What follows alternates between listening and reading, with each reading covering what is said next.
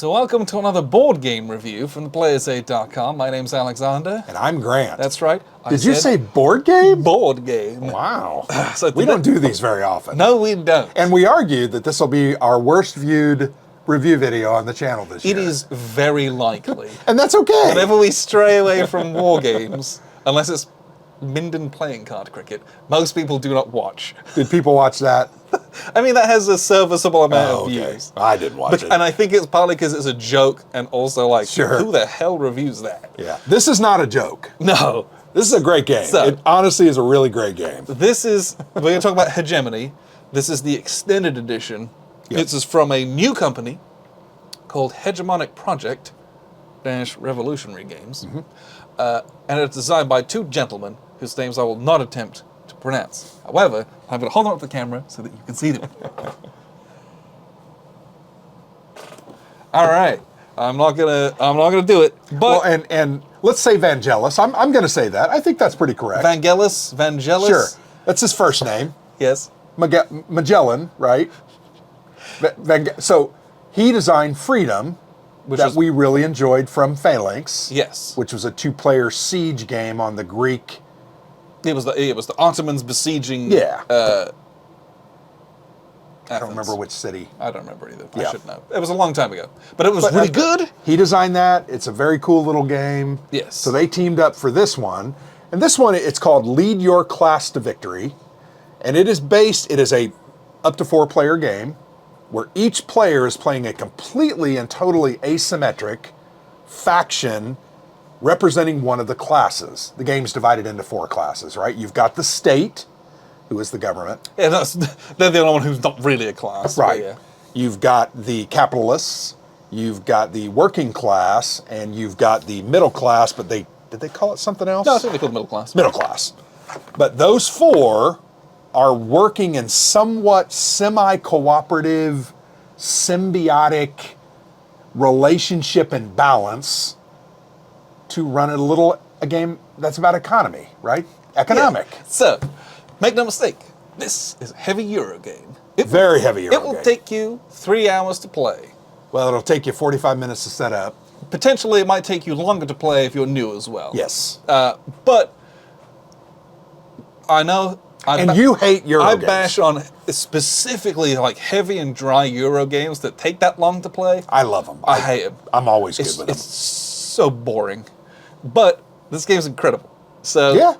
Because And I'm actually glad to hear you say that because I played it first without you. yes. And I had a blast. So you played this twice now, right? Yes, so I played the first one 3-player with a couple of our friends. And I remember playing, I was like, I don't really like this. And I sat and asked myself, what's Alexander going to think about this? So then I said, we have got to get this back to the table and get Alexander in. And I'm really glad we did. Yes. Because I think it opened your eyes to what this kind of a game in the Euro family could do and be. Yes. So I was also very excited for this game because I had seen a lot of hype for it on the internet. It was a big Kickstarter a couple of years ago. And people were talking about this game the way that I enjoy things like war games or kind of dudes on a map games, where there is a lot of asymmetry within your faction. There is table talk and there's like real interaction between the mechanics of the game, as opposed to like, we're all making our little factory and doing our own little solitaire game around a table, which is how a lot of those cube pushing, engine builders can feel. Sure. So, which is what I don't like. I like war games because we fight each other, and that's enjoyable. This game is... You can't keep going. do anything in this game without it affecting other people. No, you really cannot. Every decision that you make is going to piss someone off, or it's going to make you a friend. Yeah. And there are times where you absolutely are trying to cooperate with 1, 2, or even sometimes 3 players because you do. I use the word symbiotic. There is some symbiosis here. So the capitalists can't make money unless people are working. So the working class got to put workers out there, and they've got to, work in their businesses. They're going to get paid. Maybe they don't get paid what they should, but they're going to get paid and then use that money to then build their little empire. And you've got to work together. Now there comes a point where you're going to be like, okay, they've gotten pretty good. I'm going to start lowering their wages, or I'm going to start increasing the taxes, or changing the social programs through legislation, and that's all going to change it. And that's what I think is the real high point of this game, that razor's edge where everybody's working together until they don't have to, or they don't want to. Yeah, and then everyone's friends with someone at some point. Well, and multiple people. Yeah. I was friends with you as the state, as the working class, because I wanted your handouts, And, right? And I want you to take my handouts. 'Cause you get victory I get points. points from that. Yep. But then all of a sudden, you're getting too big for your boots, going on strike, and all of a sudden I'm like, no. I'm not going to help you as much. Oh, we're not having that. Let's get the capitalists back into this game. Yeah. So that they can put pressures on you in different ways as Yeah. well. And then there's the middle class who they're entrepreneurs, they don't pay as well, but they kind of can be a bit more independent. It's the mom and pop shops, right? They open a corner grocery store, and they can't pay as high a wage as the private sector can, but they got to get their stuff out too, and they got to keep the government out of their business so that they can attract workers. And they don't have to pay quite as much tax, but they don't earn quite as much money. Yeah. And then I played as the state in this game, and I'm kind of doing a bit of everything. I was a little bit at mercy of my events, because a couple events come up and you kind of have to address those, otherwise you take penalties. Yeah. But I'm trying to just gain influence with all three other players, because that's how I'm going to score a majority of my points that way. So I'm trying to do a bit for you, bit for you, bit for you. And the two players who are the lowest, that I've influenced the least, those are the points that I score. So I'm trying to do a lot for everyone. But then if I help everyone, then they're going to win, and I'm not going to win. It's a balance. fascinating game of balancing, of working with people, and then rescinding that. Yep. And yeah, we played for a long time. Yeah. But if you'd have said, let's set this up and play again, I would have said immediately yes. Yeah. Because I enjoyed everything that we were doing in this. Yep. Well, I use the phrase when we were playing, because the people we played with know about coin games. Tim knows coin games. He doesn't like them, but he's played at least a couple of them with us. Russ has also played a couple of them, and we love them. I got a little bit of a coin vibe from this, not in the mechanics, right? It's totally different, but I got that concept of I have a friend that I really should be working with. And then I have a frenemy who I want to have him as my friend most of the time, but then at some point I'm going to stab him in the back. I felt that, and I felt it mostly with, and I'm gonna. What is this called? This is like the legislation area. Yeah. Policies. It's like the bills. the policy. I think they called it bills. Something like that. To me, this is where all that infighting and cooperation really comes to a head.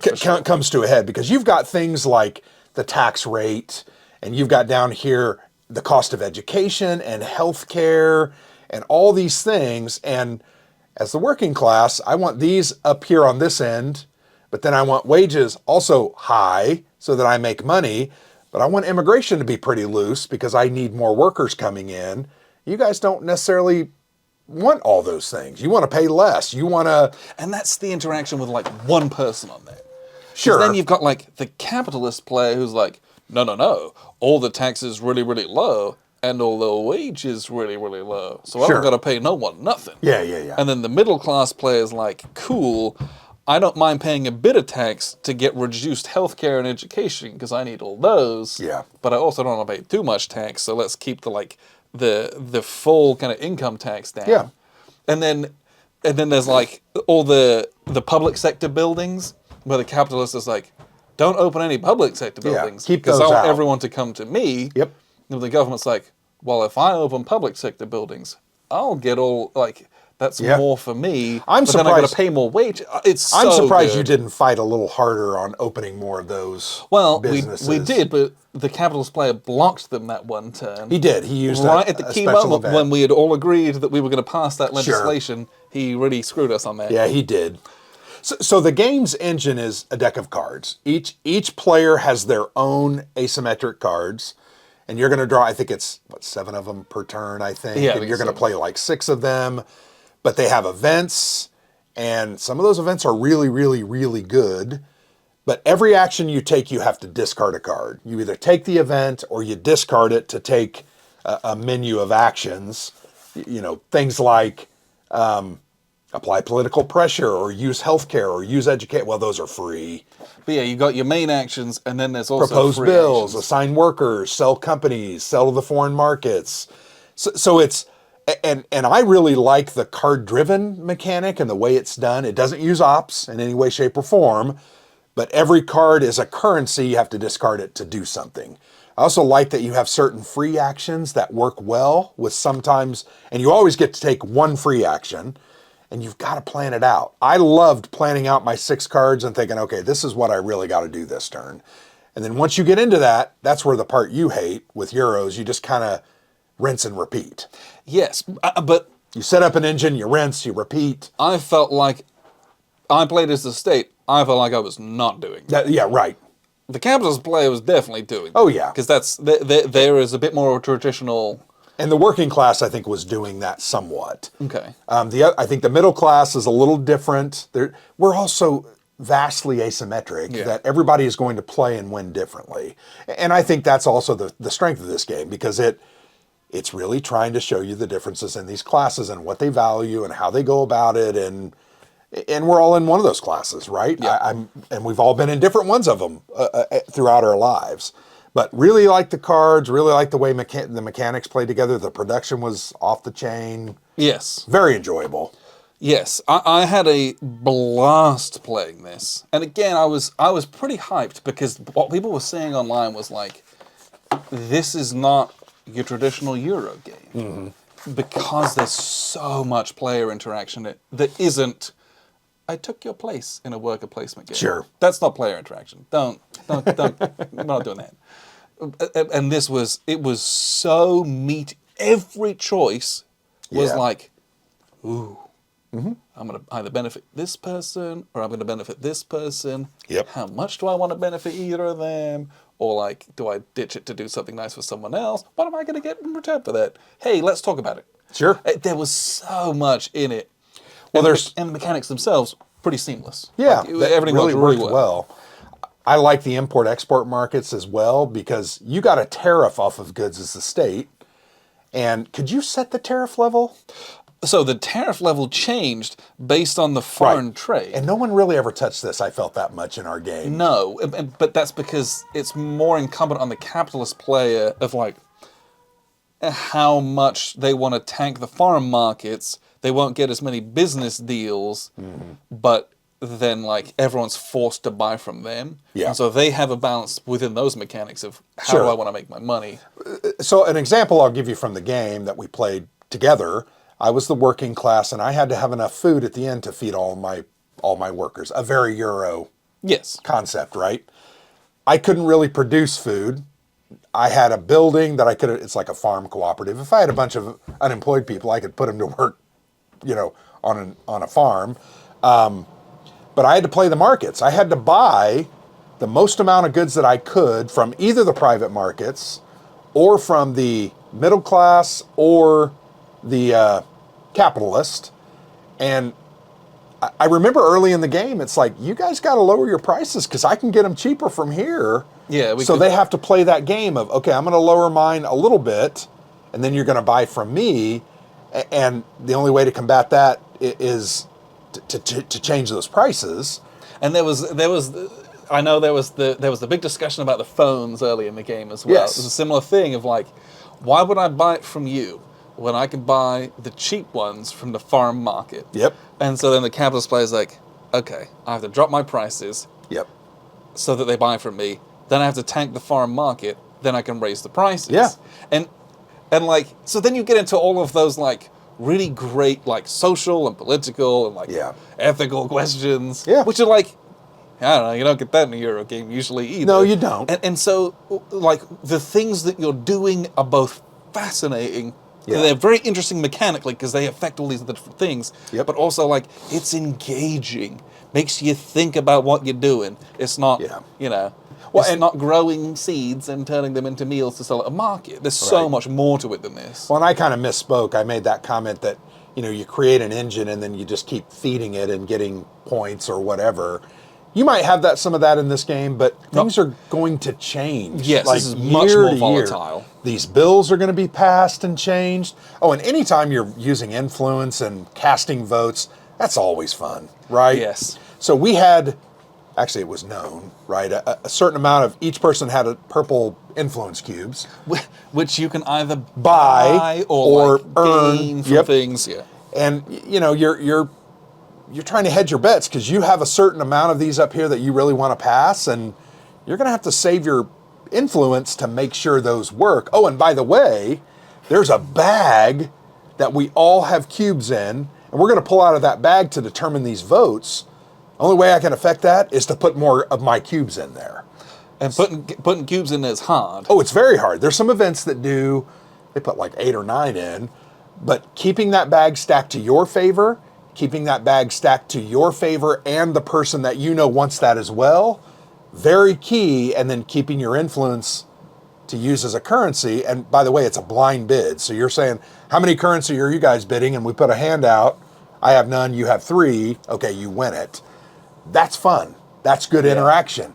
Yes. I found that to be the best part of each end of the round, was when we were all determining, okay, these are the 3 bills that are up, let's go. Like, and so then it's like, which one do you want the most? Yep. It's like, okay, we're going all in on that. Yep. I, as the state, didn't have cubes in the actual vote bag. Right. I just had my political influence, which, you know, it's rare that you're going to win something on that, but you might tip it, you know, if you can ally with some other players and use their votes. But then my thing was, a lot of my actions were, you know, doing like media relations so I could just gain a bunch of those. Yep. So I had a lot. Yep. Or I could also go and like talk to other players and give them to them. Hey, we're going to go vote on that, right? Yeah. Let me spend an action to give you some of these so that you can commit to that later. Yep. And so, like, that's like a whole other mini game. It is. At the back end of this. I actually almost felt like there were 4 mini games in there because we were all doing some of our own things. Which I normally hate. Yeah. I normally hate that. But in this, they all work together so seamlessly that it doesn't feel like, oh, now it's time for the tacked-on mini-game. Like, yeah, there's a little voting part, but like, man, it is so influential in the rest of the game that it works really well. Yeah. And frankly, I had fun, right? I had a blast with this. This is a 3+ hour game, and it was fun. I enjoyed it. I had a good time. I've played it twice now. Would love to play it again. In fact, we're going to take it to the World Board Gaming Championships.